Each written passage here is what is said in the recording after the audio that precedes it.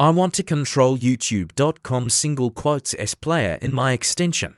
Manifest.json. Name, MyExtension. Version 1.0. Description.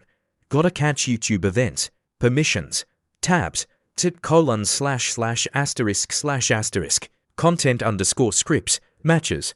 www.youtube.com/*js. myScript.js. myScript.js. Function state console.log state changed. var player equals document.getElementById movie_player.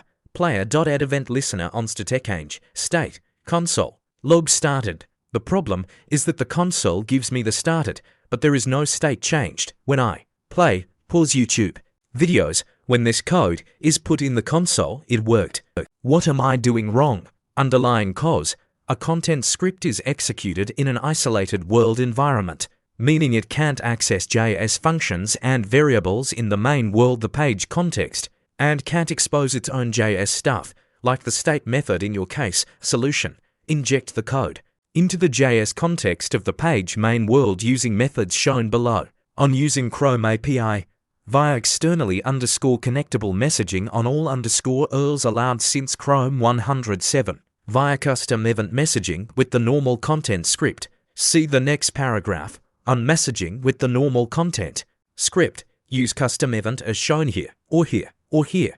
In short, that injected script sends a message to the normal content script, which calls chrome.storage or chrome.untime.sendMessage, then sends the result to the injected script via another custom event message. Don't use window.postMessage as your data may break sites that have a listener expecting a certain format of the message. Caution: the page may redefine a built-in prototype or a global and exfiltrate data from your private communication or make your injected code fail.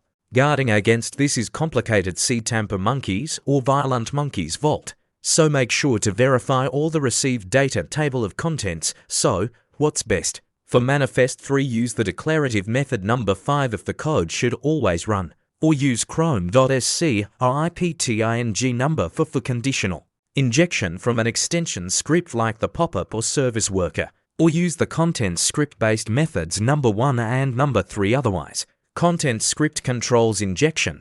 Method 1.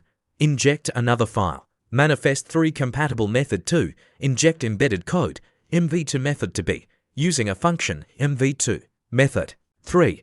Using an inline event. Manifest 3 compatible extension script controls injection, e.g. background service worker or the pop-up script. Method 4. Using execute scripts world. Manifest 3 only declarative injection. Method 5. Using world in manifest.json. Manifest 3 only. Chrome 111 plus dynamic values in injected code. Method 1. Inject another file. Manifest 3 MV to particularly good when you have lots of code. Put the code in a file within your extension, say script.js. Then load it in your content script like this. The JS file must be exposed in web_accessible_resources. Manifest.jso in example for manifest to manifest.jso in example for manifest 3. If not, the following error will appear in the console, denying load of Chrome extension. Extension at script.js. Resources must be listed in the web_accessible_resources manifest key in order to be loaded by pages outside the extension. Method 2. Inject embedded code MV2. This method is useful when you want to quickly run a small piece of code. See also how to disable Facebook hotkeys with Chrome extension. Note: template literals are only supported in Chrome 41 and above. If you want the extension to work in Chrome 40, use method to be using a function MV2 for a big chunk of code. Quoting the string is not feasible. Instead of using an array, a function can be used and stringified. This method works because the plus operator on strings and a function converts all objects to a string. If you intend on using the code more than once, it's wise to create a function to avoid code repetition. An implementation might look like, note, since the function is serialized, the original scope and all bound properties are lost. Method 3.